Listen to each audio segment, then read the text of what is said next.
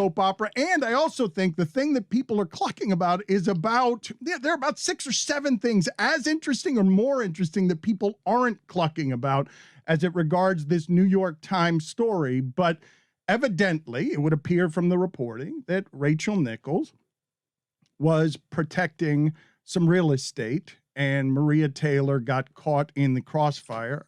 Before I give you any of my opinions here, I want to hear from Jamel and Amin, because this has been a talking point, and you're not going to hear about it on ESPN because they don't talk about this stuff when it happens to them. The transparency is something we can demand when the shame belongs to others. And so Amin can talk about this because he knows the personalities, and Jamel can talk about it because she knows this subject matter and this terrain. So Jamel, first of all, you read this story and thought what?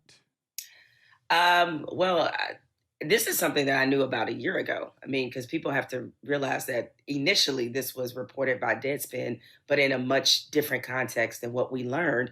But of course, as somebody who once worked at ESPN and worked there for 12 years, naturally, when the first story first started being reported, I heard from a lot of people who still work there. And in terms of, people venting and giving different context. Full link to this story will be in the description. Check it out. And perspectives